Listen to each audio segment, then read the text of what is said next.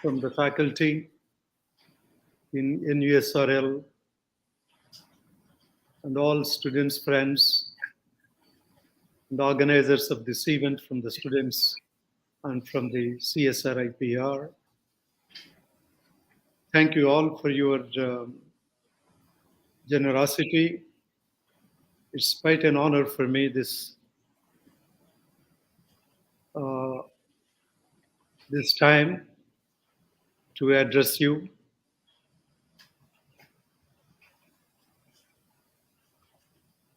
On the double important day or triple important day of April 23rd, which the last one being the last item, the place from where the Vice Chancellor and I came out, me long ago, 50 years back, and he later.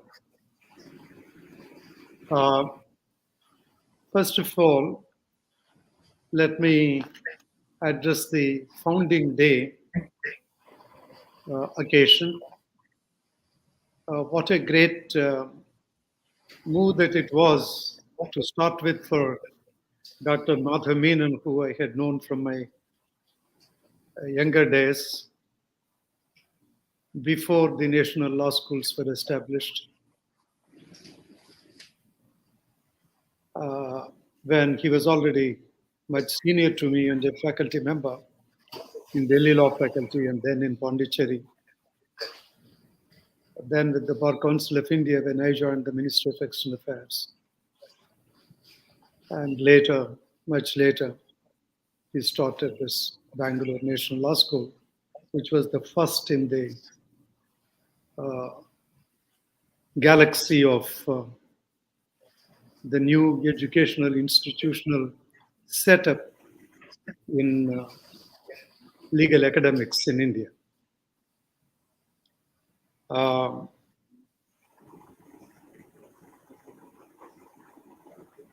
I had your missions, your vision, the statement of the vision of NUSRL is very laudable.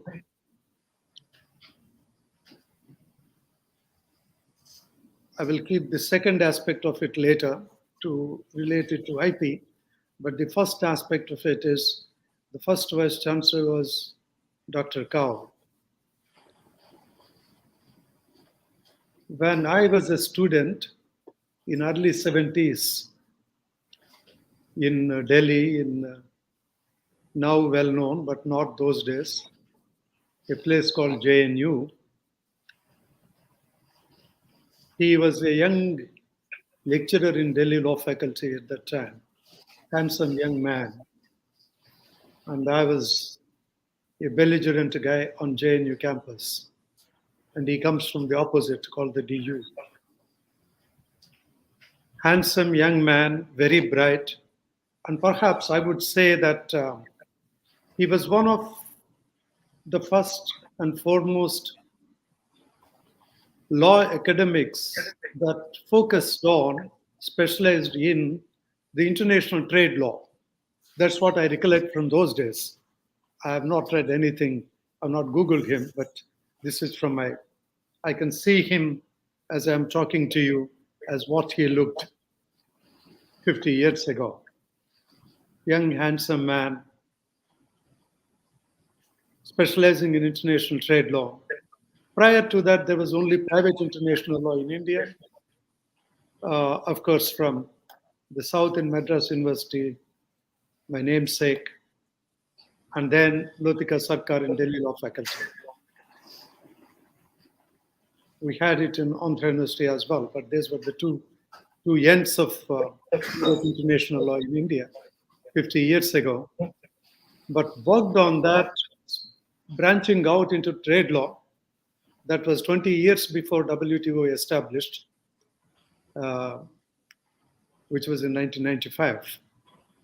But then by 70s early, Carl was very interested in trade law, and I heard him speak several times in the Indian Society of International Law in our annual conferences. In that, he was very active. To consider that he was the first Vice Chancellor of your university and USRL is quite befitting, and I'm sure he rendered immense service to the growth of the institution. And I'm so happy to partake in paying homage to his memory on this day last year that we lost him. I'm sure the student community and the faculty can keep him alive by pursuing that subject further and by standing up to the values that he nourished in the inception of your university law school, NUSRL. With that, I pay my heartfelt condolences to his family, 1 year belated, but certainly pay homage to his significance and his contribution to the Indian legal academics. Now, with that, note, without any adjective, I will turn to the second aspect of today, which is the World Intellectual Property Day.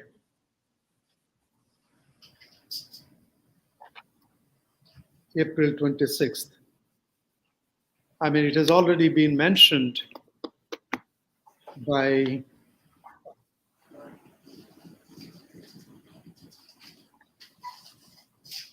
what's her name? Ritish Raj, and of course, Professor Dr. M.R.S. Murthy.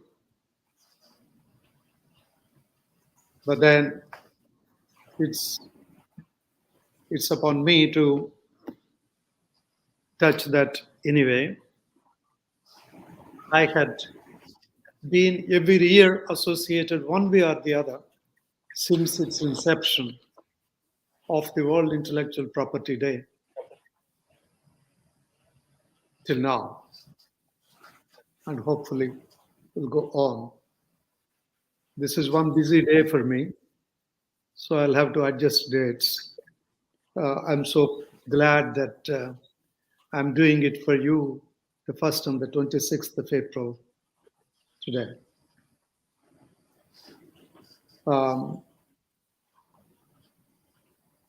As it has been said,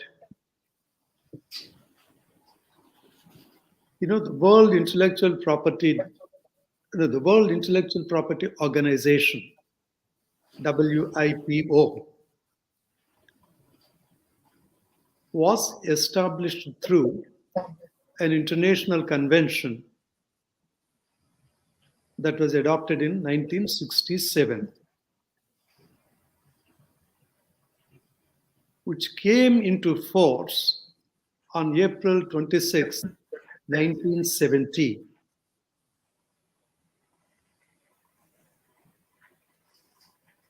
And 1974, of course, this international institution called the World Intellectual Property Organization became a United Nations specialized agency.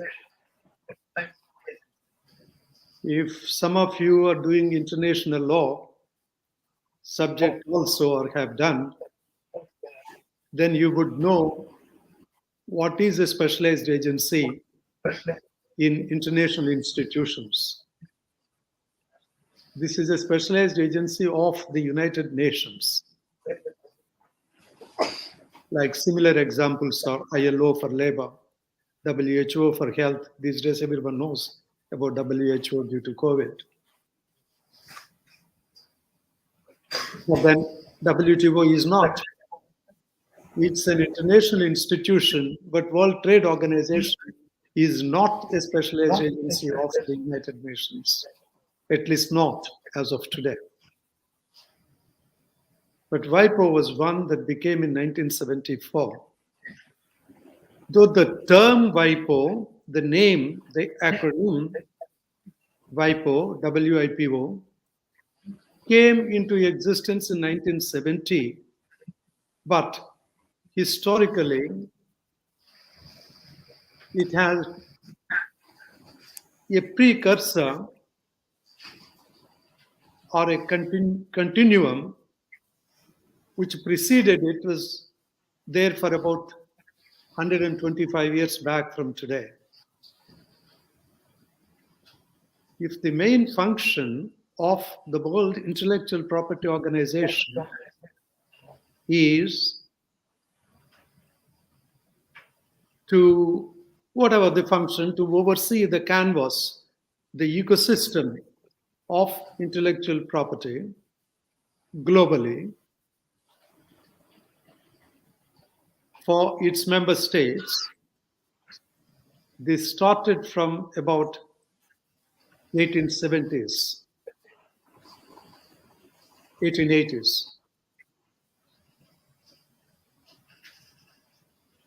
Let me just take briefly 1 minute on this historical aspect.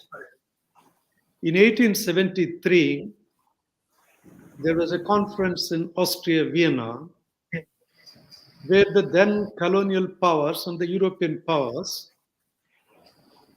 were called to participate in an exhibition,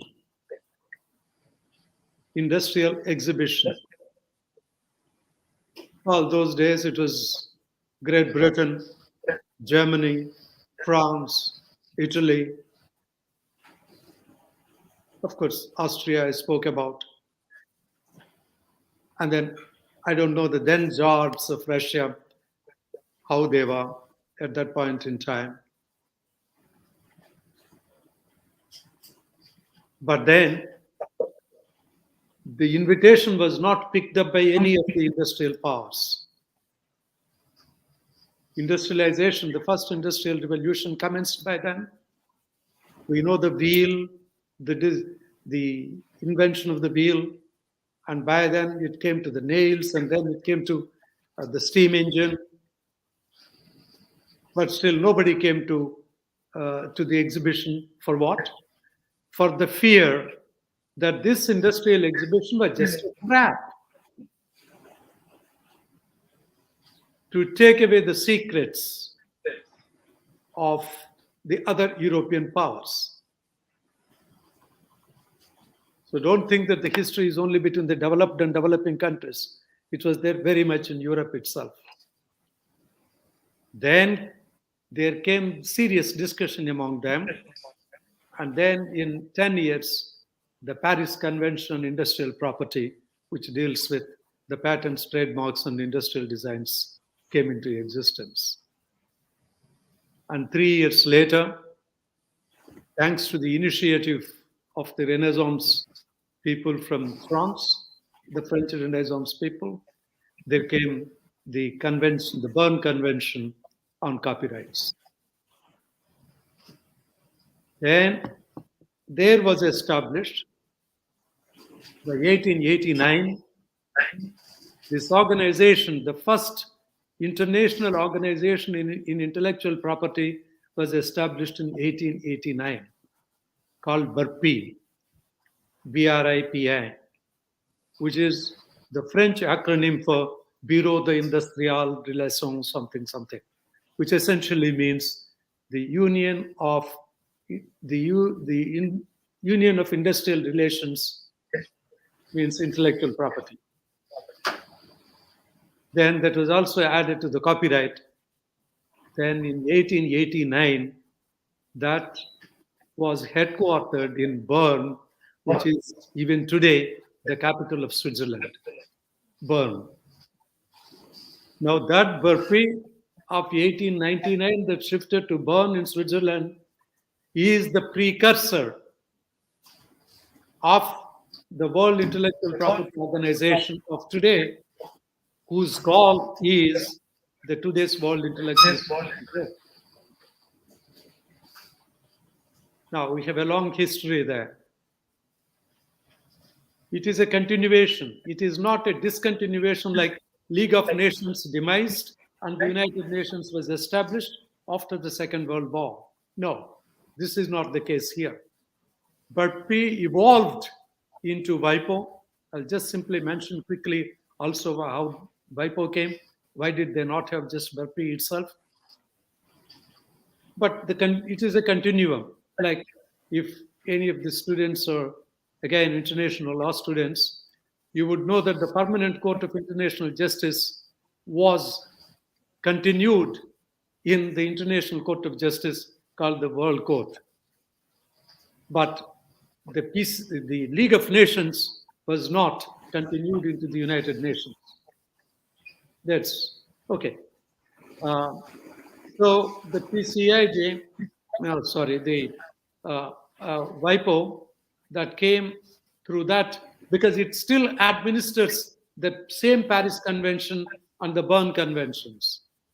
WIPO of today continues the legal normative setup and is the administrative international institution for the 1883 Paris Convention on Industrial Property, Paris Treaty on Industrial Property, and the Berne Convention on the Copyrights. So now what happened is, it is important for us as a developing country and India as a pioneer and the champion, not only with reference to the political declarations in the United Nations, such as Anti-Colonial Declaration, Colonial Declaration of 1960, Friendly Relations Declaration of 1970. But for India, United Nations would not be, WIPO would not be today 193 member states. In 1945, after the Second World War, when the United Nations was established, there were only 51 states. But India, of course, became the British India, not the Great Britain. British India became a member of the United Nations. There's someone called Ramaswamy Mudalayar from Madras, who signed the United Nations Charter on behalf of India in 1951. Now that glamour and facility did not come to us in the intellectual property side. In the intellectual property side, when India was a colony of Britain, when we were British India, if the office of the Indian Patent Office, the Intellectual Property Office used to be located in Calcutta.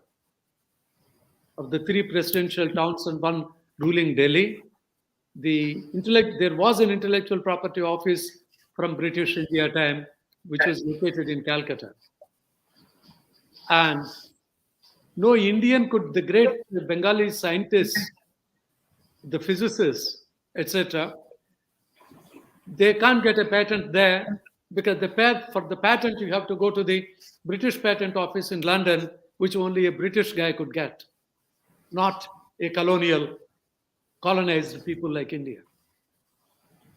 Anyway, I don't want too much of history for you guys, but then we have to know where we came from, and I want to end in the end after another half an hour or so, where we have to go, and that is the responsibility of the guys sitting on the benches there. You got to lead the nation further. I'll come to that. But then you better know where we come from. We come from a place where even during the freedom struggle, even when we produced Ramanujams and Boses from different parts of the country in British India, we had no great role in intellectual property because we were not British citizens at that point in time. Okay, now the WIPO, first World Intellectual Property Day, was agreed in 2000 In 2000, the Assembly of States, members of the WIPO, decided to celebrate the day World Intellectual Property Organization came into being, got established as a day to celebrate the intellectual property globally. Because before that, it was only the colonial European powers that were members of WIPO, that were members of BARPI. But then, thanks to India's leadership in the United Nations, there were so many new members new countries, new states. States here, in international law means countries.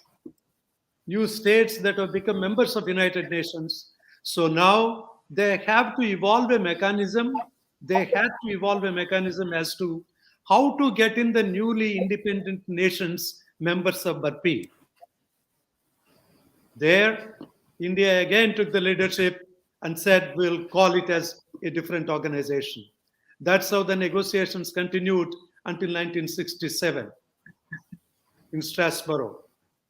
There came an agreement, and that agreement with which India and 50 others became members of WIPO. So therefore, 1970, when that convention came into force, establishing WIPO, a new name, not the old colonial name, not the French name. Then we had this, after we all became members of this, we got this April 26th as the World Intellectual Property Day. It is also, in a way, inclusion of the newly independent states of Asia, Africa, and Latin America in the rubric of intellectual property globally. Now, as you know, the headquarters of WIPO, the headquarters of the United Nations is located in New York, but the United Nations also has an office in Geneva, a bit in Rome, now, of course, a bit in for the Africa in Kenya, UNEP, Habitat, UN Habitat. But WIPO's headquarters remained still in Switzerland, not in Bern, moved to Geneva, Palais des Nations. The Palais des Nations means the Palace of Nations, means United Nations, which was the old headquarters there in Geneva. So that became the United Nations. Right in front of it is WIPO. WIPO is the only big building, used to be the only big building in Geneva. Anyway, so now we have WIPO, a new, it's a building. Building is also a point of intellectual property. For some of you who are doing industrial designs, that is an industrial design. It's an intellectual property when I say building. That's where WIPO is located, in front of the Palais, the United Nations building. Now from April 26th, 2020, when it was pronounced by the Assembly of States parties from April 2021 onwards, the first World Intellectual Property Day was celebrated in Geneva in 2021. And today we are here in 2022 celebrating the 22nd one. Okay. Now, today's topic is IP and youth, innovation for a better future. Now, the youth. From where it started, my friends, who are now sitting in the back benches and who will certainly lead somewhere in the front wheels of the future of the mankind in innovation, science, and technology, SIT, Science, Innovation, Technology, which you should be leading. Where we started, like the primitive man's greatest innovation was fire. That was the greatest innovation. Now you don't take it as an innovation, but that was civilization's first beginning spark was fire. Then you had the wheel. The spinning wheel was the first beginning of the first industrial revolution, and that's how the Great Britain has started becoming one. Then the steamship. With the steamship, they colonized the whole world in law of the sea that is called the freedom of high seas. It is the freedom for them to occupy other places, and they became colonies. And you may just recall, if today's youth do not know, please recall that India had all colonial masters that had come to its coast. Vasco da Gama came in the end. You had the Dutch, you had the Spanish, you had the Dutch came to India, to Madras, Tamil Nadu, the today's Tamil Nadu, and Andhra of today. The place that I come from was a Dutch port. That's where Honorable Vice Chancellor also comes from. Just a few miles from that is a Dutch port. There was another Dutch port called Bandar, Machlipatam. There's another. So that port of the Dutch, the Spanish, the French. The French were the last colonial masters to leave India. It's not the British, not the Portuguese of 1960, Goa, but it was 1970, Pondicherry, and the French left. India was still a colony until 1970. All this was colonialism was facilitated by the steamship. Steamship was an innovation. Okay. Now we came later.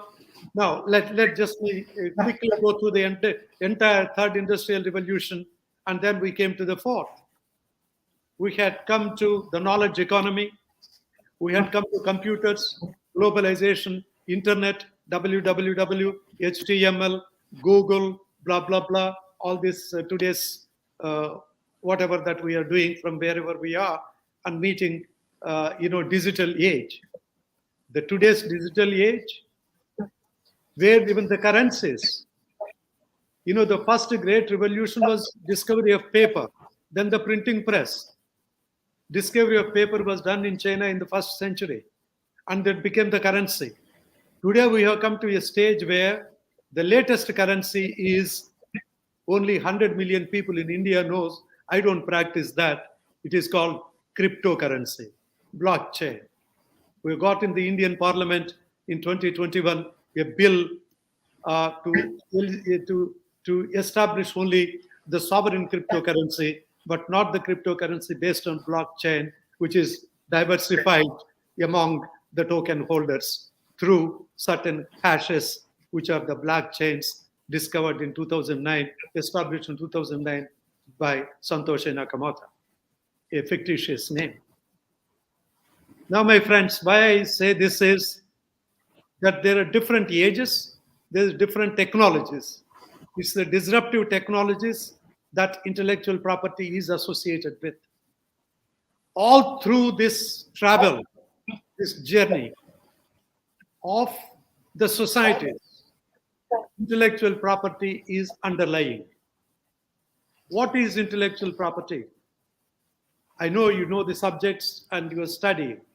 What is, at a policy level, what it is? It is creations of mind.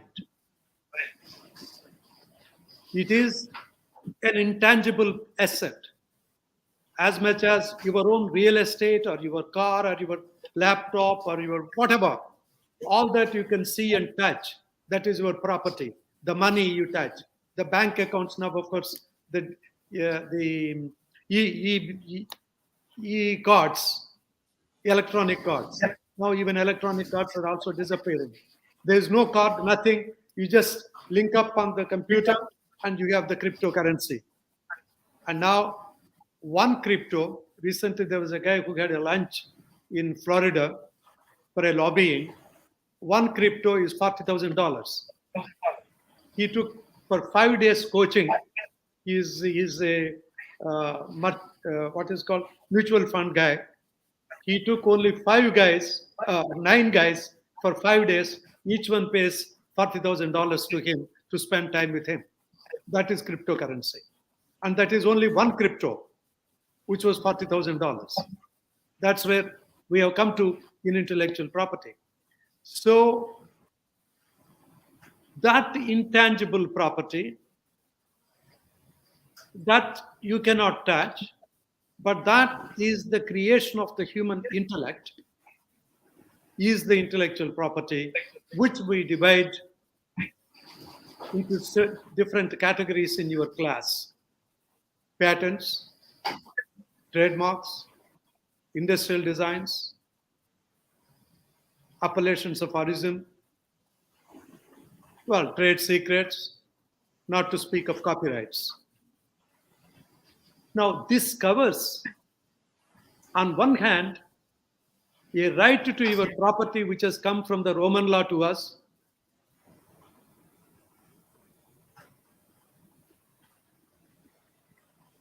This is also a right.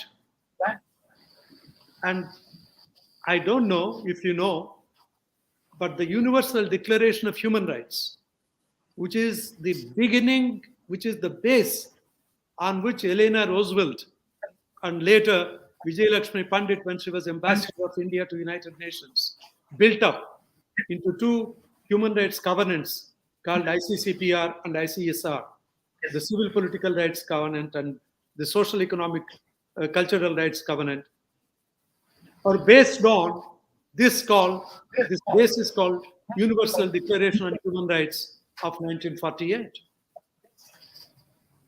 Article 27, paragraph 2 of that states, of this declaration, states that everyone has a right, every author and scientist has a right, a human right to their original creations and the scientific discoveries. So intellectual property, what we call IPRs, CSRIPR, is also a human right. And that human right is manifested through the different categories that we just mentioned. Here, there is a societal purpose. And because you are youth and this is your day, I want to relate to you. And this is for you to pave through inventing for a better future, the path for a better future. That is, we all know that these are rights, but these are not perennial rights like you have for your property until you sell it voluntarily for whatever reasons. But these are rights for a limited period of time bestowed on you through a legal entitlement, and it has an undercutting societal development as its objective. Let's take, for instance, patents, which you know more than I do. A patent has to, of course, relate to a certain subject matter, which is there in the Paris Convention, which is also there in Article, again, 27.1 of TRIPS, this time, Trade-Related Intellectual Property Rights of TRIPS, of WTO. Depending on the subject matter, that is patentable subject matter, you file an application. You first innovate, right? Now, what is the invention? Three fundamental ingredients, the fundamental basics. I know if I were to be in the class, you would tell me, but now I'm speaking from one side, so please listen to me.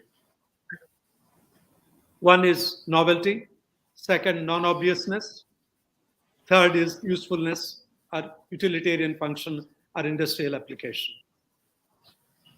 For these things, you have to make an application, file an application. In application, you have to relate to, the umpteen number of, if you're a patent agent, you would know it. That is in fact, it's a good job now in India. I'll come to that because intellectual property is the new software in India for me, as I say it. Now, and you have to establish that it is new, which means the novelty. It depends upon whatever the field of science that you have taken up, or technology or engineering, whatever that you have taken up. You have to show it is new. How do you show it is new? You can show it is new only by comparing to what is in existence. That is where you come to the prior art. You come to the prior art. How do you get the prior art? You get the prior art on the basis of the entire body of knowledge that is in existence till that day. Then you have to show that this is one step extra. This is new. This is new. If you say new in the application, it does not mean it is new. There is a standard to it.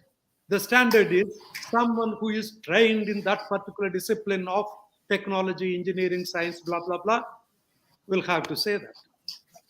So first, the body of knowledge, the prior art. The second, the test of reasonable, prudent person who is a master in that. And then the third is industrial application. If it is an abstract idea, it might be great. It's a better abstract idea than the previous one, but it doesn't become a pattern. Now, all this you go through, then you come to a pattern. That becomes an invention. And then, now I want to go beyond. Now, the same thing for the, then you go to trademark. What is the purpose of trademark? Why do you buy Nike? Why do you buy Rolex? Or why do you buy Apple 13 now? Why do you buy them? And why don't you buy something else? If you can afford, you want to buy the best because the mark, what does the mark signify? The mark signifies that this is an authoritative product coming from its origin or source. Okay? It is not a counterfeit.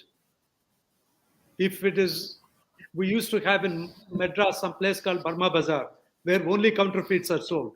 Don't go there. But don't think that Burma Bazaar is only in Madras, but it's also there in, I remember in Beijing, there's also something like Burma Bazaar there, even in China at that point in time, maybe not today. Now, to remove the confusion in the consumer's mind is the function of trademark. Now you go to copyright. You go to copyright, you take any Bombay filmy song, or you take a great vocalist, or you get a jazz. All of them are copyrighted. For copyright, there's not necessarily a registration requirement, while it is there for patents and copyrights, for patents and trademarks, or for industrial designs. There are set of rules which are all administered under different conventions by WIPO. WIPO administers about 26 international treaties and conventions which lay down the fundamentals of this, which are followed by 193 countries globally. Now, therefore, it is very important for us why we study intellectual property and why in your inventions. Because I have noticed from the vision of NUSRL that, which is a very laudable vision, I applaud the vision of NUSRL, that there is a linkage. There is a linkage. The word is also used, linkage, in the vision between or among the science, technology, and invention as a part of the vision. That's how you got the science and technology subjects for your LLB guys, students there. Now that is the link, and that is the link that is relevant for the World Intellectual Property Day today. And I'm glad that NUSRL is doing this at this big scale. Now, these inventions, with these, like copyright, I said, all of them are copyrightable. Whatever, which are not just ideas. The basic ingredient of copyright is not abstract idea, not any great idea, but expression of idea. If there is no expression of the idea, that's however much you can sing in your dream, that's not patentable. No dream is copyrightable. Whether you register it or not register it, copyright, it depends upon the national law. There is no international patent. There is international law of patent. There is no international trademark, but there is international trade law. There is no international copyright, but there is international law of copyrights. So each member state, according to its own law, which transforms the international law into its national legislation, follows the procedures of WIPO and grants these rights to you. These are, when they come to you, they are municipal rights. But then the problem of intellectual property, my friends, is it is also international. Tell me, why is it international? It is international because Apple was discovered by Steve Jobs in San Francisco. He can register only with USPTO in Washington, D.C. and keep quiet. No, it's registered all over the globe, in each country. You have to register it in each country, whether it's a trademark under one system or Hague system or Montreal system or patents under the PCT, called the Patent Cooperation Treaty of WIPO, or the PLT, Patent Law Treaty of WIPO. Wherever you go, you have to go to each country and hire a lawyer and go through a patent agent and apply there. And if it is French language, you have to translate from English to French. If it is Spanish, like in Latin America, translate from French to Spanish, whatever. Now, this is a very expensive proposition too. One, it is international. Second, it is expensive. This is something which you do not learn from the class. The expensive proposition, you do not learn. But I want you to learn this because this is where your future is going to be. This is where the WIPO member states, the World Intellectual Property Organization member states, developed these two treaties called PCT and PLT, Patent Cooperation Treaty and Patent Law Treaty. What does PCT do? PLT provides the procedures. What does PCT do?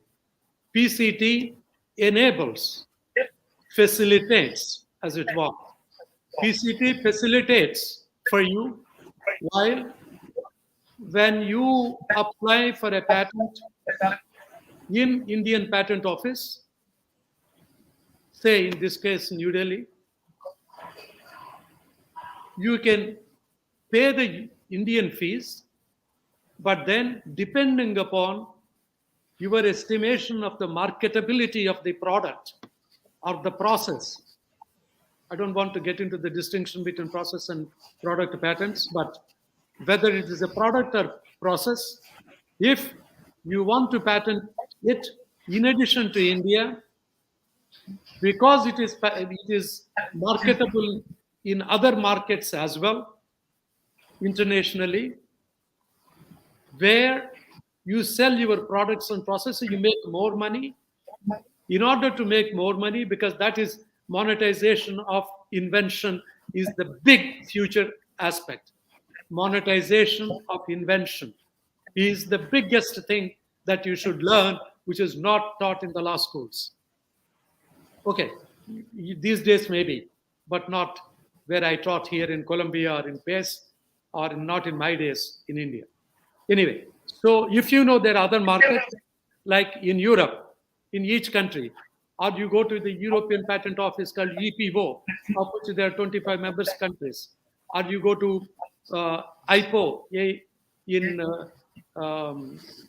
in Africa, the Francophone speaking countries, or the English speaking countries, CSRIPR, you can also file in Indian Patent Office under the PCT scheme administered by WIPO that I want to apply for patent in these other 20 other countries globally, or 100 countries globally, for which you have to pay a fees. But then the translation, etc., will be taken care of by WIPO.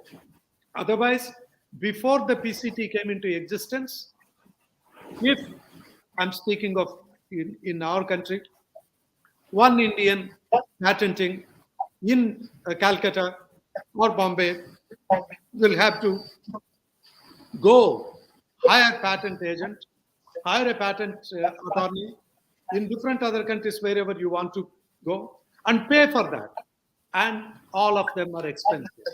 But today, these are facilitated, made less expensive, and they are formalized procedures. That's how Steve Jobs from San Francisco files in USPTO and hints at all other countries that he can go to, he can pay for all of them.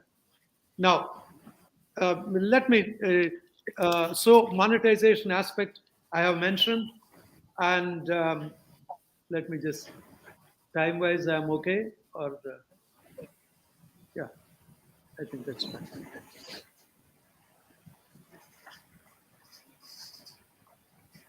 Ah, just looking at the time here. So that is called the registration systems. For patents, I mentioned.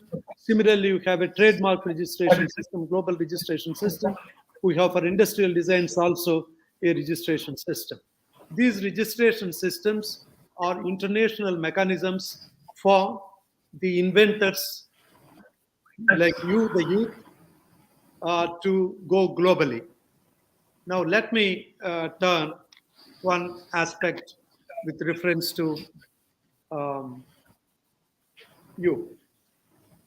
One, as we coming from a developing country, the relationship with the World Intellectual Property Day and WIPO. And two, you as youth to take initiatives.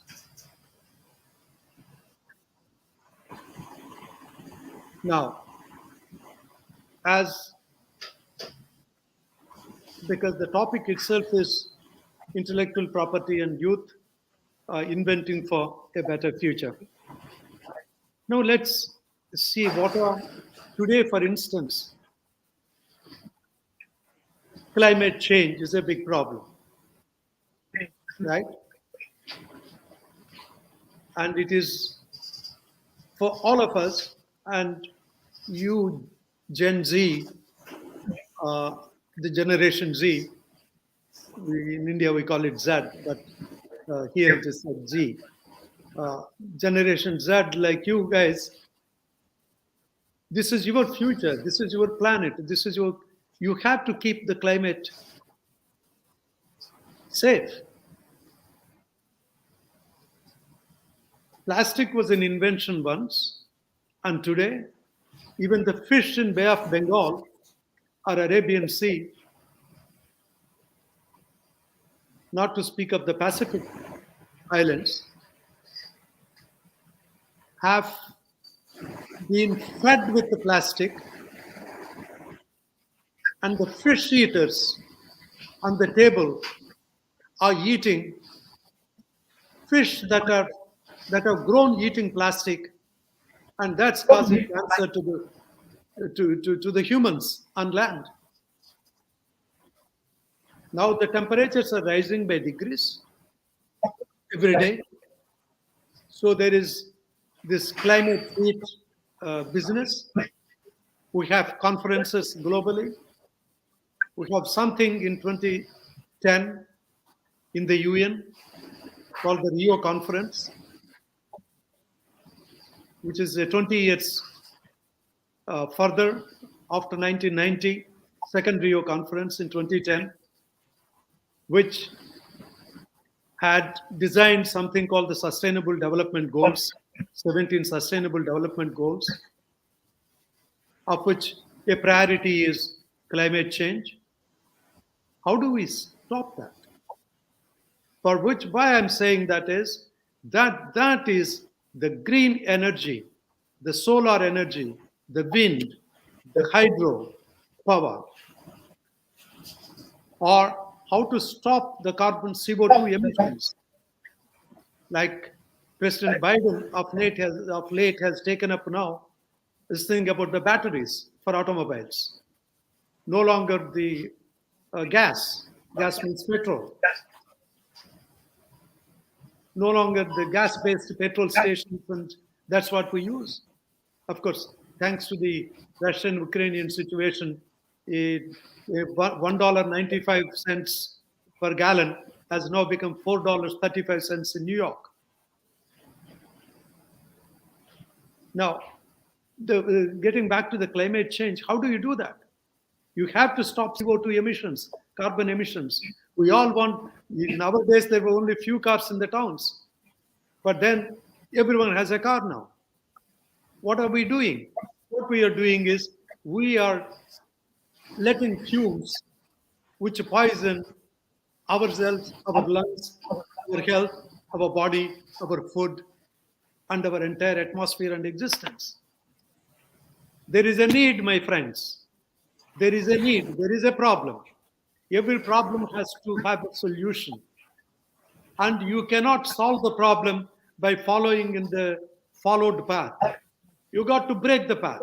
You got to have disruptive technology. You have to have disruptive thinking. That is what the beginning of all the inventions is about.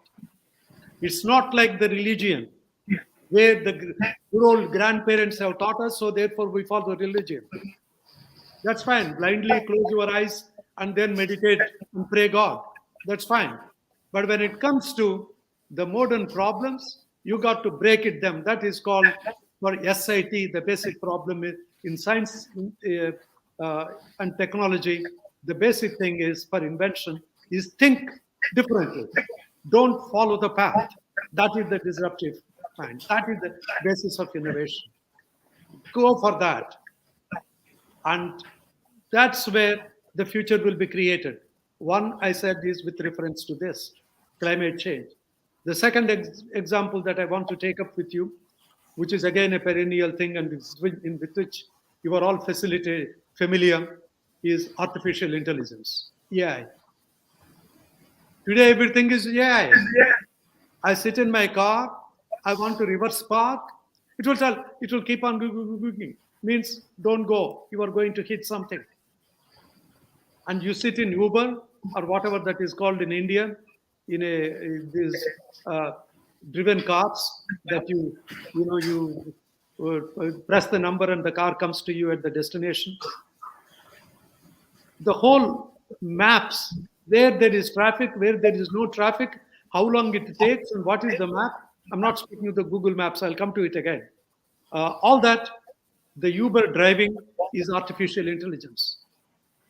IoT, Internet of Things, is artificial intelligence. You do anything, everything like, the door of the apartment of your house would have a camera. And that camera takes the photograph, and you are sitting in the UN in a meeting, and the given time, you can see who is coming to your apartment at what time, and who is this guy. Is your family, friend, coming without calling you to your place? Then immediately alert the doorman of the building. Or whatever. Stuff like that, artificial intelligence. Now, the point that I mentioned earlier is cryptocurrencies. I'm only taking the frontier technologies. I want to take just the opposite of frontier technologies after these three. Okay, cryptocurrencies. Cryptocurrencies is the whole thing from 2009 by 2022 now, not even 15 years, 12, 13 years. The whole thing has become like globally, everyone is speaking, like you guys might be doing, some of you guys might be doing cryptocurrencies, young people. There are 100 million in India. Now that has become a topical issue. Like China has banned, India wants a sovereign currency of its own. The government issued cryptocurrency, Reserve Bank will issue cryptocurrency. That itself is a self-contradiction to the term cryptocurrency. Cryptocurrency is based on blockchain. Blockchain is, each block is created by a hash with a computer algorithm. The next one has another algebraic algorithm. And these two are related. The next one is done the same way. And there is nodes for that. And then each node mines certain crypto. And that mine later is transferred to others. But then you can get a token. Token is a key for which there is a private key. There is a public key of, and this all this is distributed among the people who participate in that blockchain with a token, with each a token, and only they can access their token, but the controlling authority takes out all the tokens, for which there is a wallet where you can put the tokens, and that wallet has a coin base. Something is like a reservoir, that is the base, the platform. Like Coinbase is a company in New York. Okay. Now this is going on, and nobody knows what is happening. And there is no coin, there is no money, it's only hypothetical. There are no notes, no dollar notes, no rupee notes. Whatever the 2000 or 1000 or 500 rupees, all that stuff does not exist. Well, all this is done how? This is done back. There are hundreds and thousands of computers with huge capacity. I just want to ask, is that am I exceeding the time?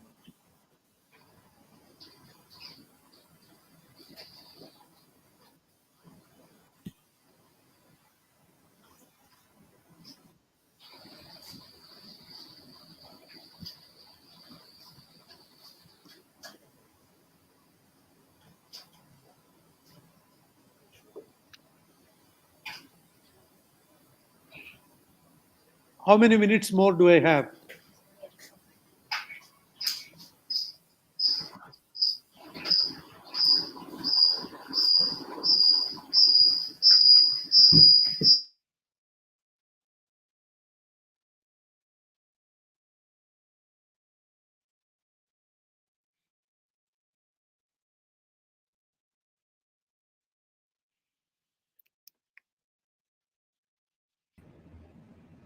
Yes, ma'am.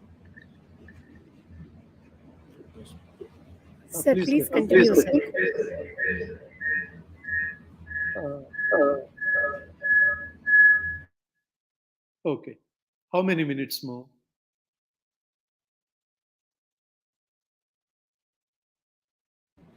5 to 10 minutes, sir. Okay. Fine. Thanks. So that's one area. So therefore, I said there's a contradiction there. This is a decentralized. The entire cryptocurrency is a decentralized distributed ledger. That's called the distributive ledger. Like each one has, it's like a bank account for each one separately. Okay. Now, it is a distributive ledger without central authority. That is the whole logic behind cryptocurrency. And now we want to issue a sovereign currency, like say the Reserve Bank giving, or the federal government bank treasury issuing in United States.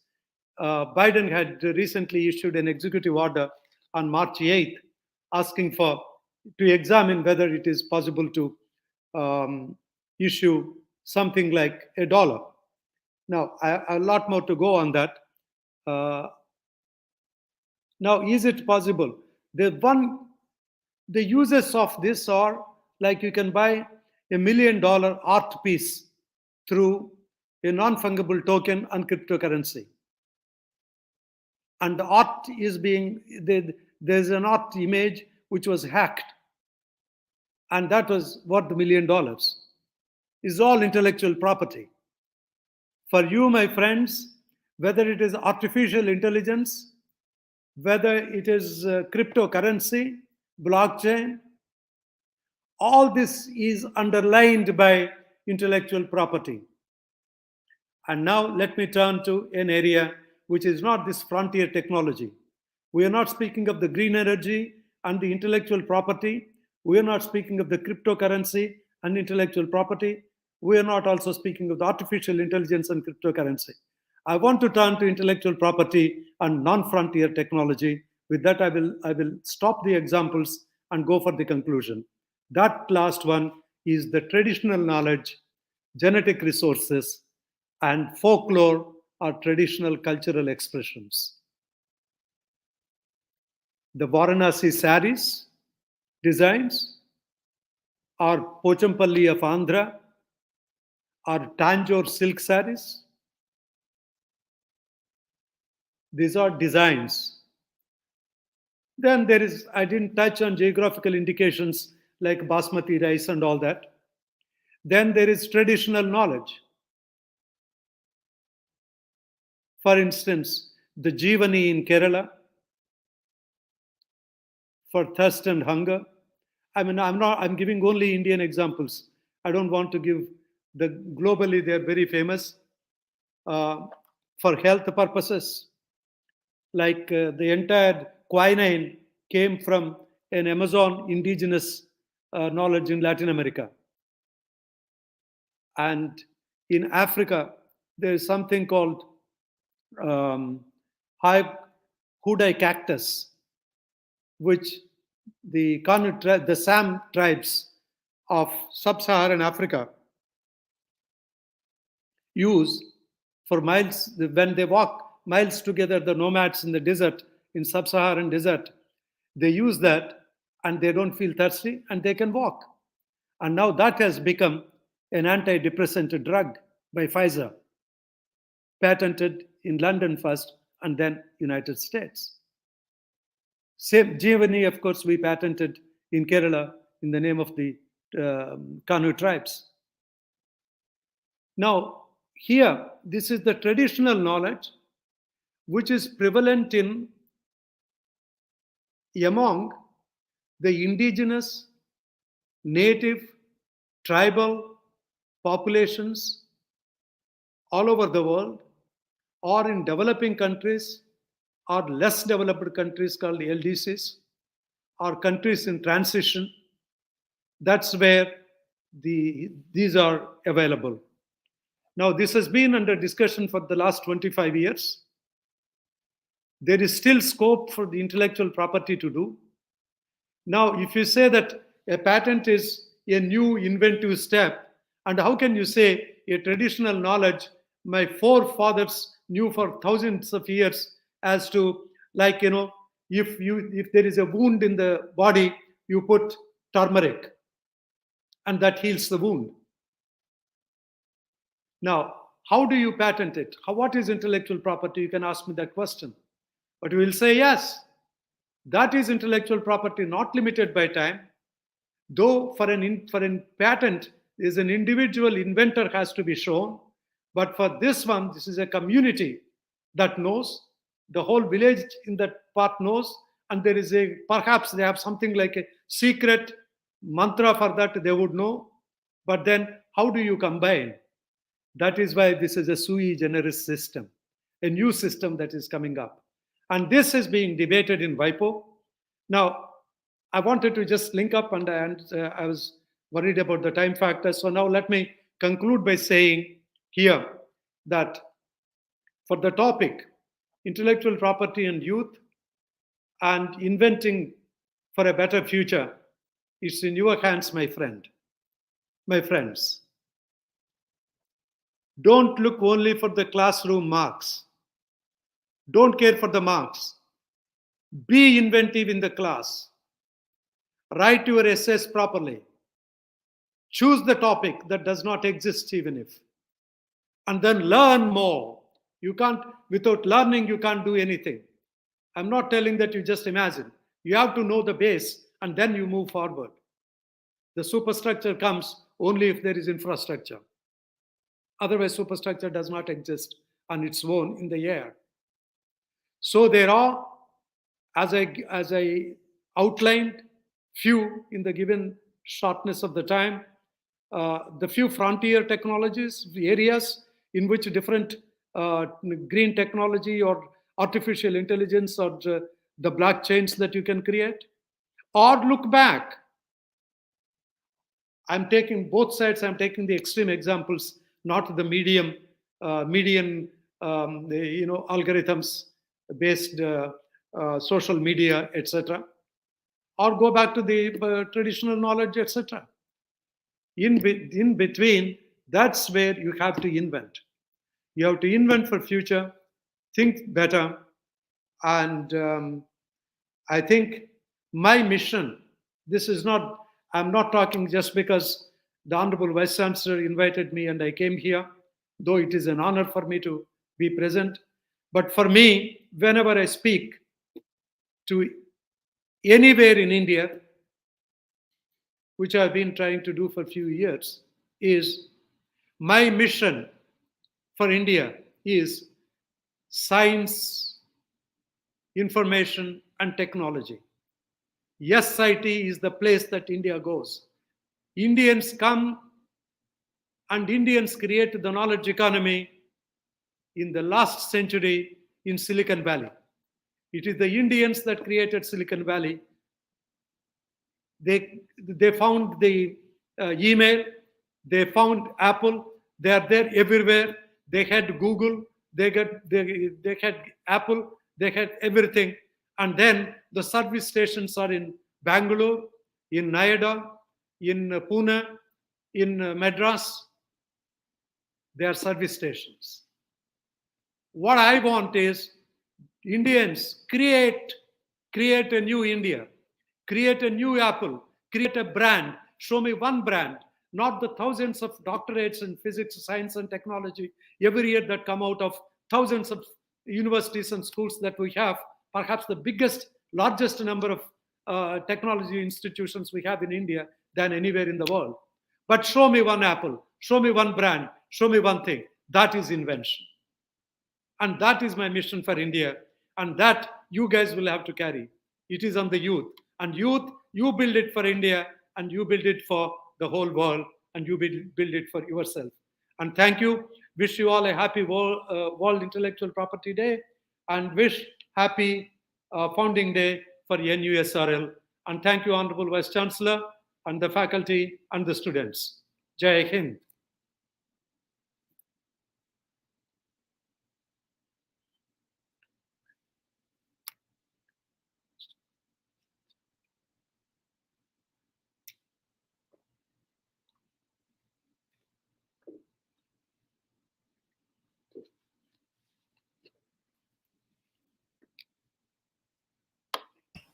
Hello. Yeah.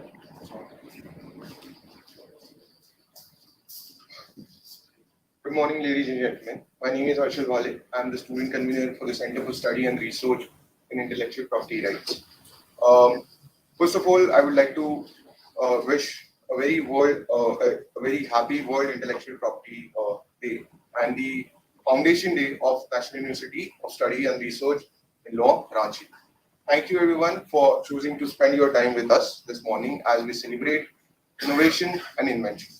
Firstly, I would like to thank Professor Dr. S. Rama Rao sir for taking out some time from his busy schedule and enlightening us with this intellectual and brilliant deliberations regarding World IP Day, which is celebrated every year on 26th of April. Sir, in his speech, has also chalked out the importance of intellectual property rights in this modern world. To take his exact words, in his speech, he said, in this new generation, that is Gen Z. We cannot thank you enough, sir, for this extremely wonderful session. And CSRIPR and USRL Ranchi looks forward to future collaborations with you. Secondly, I would like to thank our Vice Chancellor of NUSRL Ranchi, Professor Dr. Venkata Rao Verakula, sir, for his constant support and continuous guidance in the fruition of this session. And also, the chairperson of CSRIPR, Dr. Murthy sir, and the faculty advisor of CSRIPR, Dr. K. Shamla ma'am, for their great efforts in making this event successful. Moreover, a big round of applause goes to the amazing team of CSRIPR, especially Mr. Pritesh Raj and Ms. Ruchika for their introductory remark, and the entire team for the successful conduction of this program. Lastly, I would like to thank all the attendees, including the people who are watching online on YouTube, for their participation and patience. Hope this program proves to be beneficial for you all, and the most of your queries regarding this wonderful and evolving area of law, that is intellectual property rights, were answered. The queries were answered. The center shall always try to organize such wonderful events in future. Now I would like to request all the dignitaries and the student participant to stand up for the national anthem.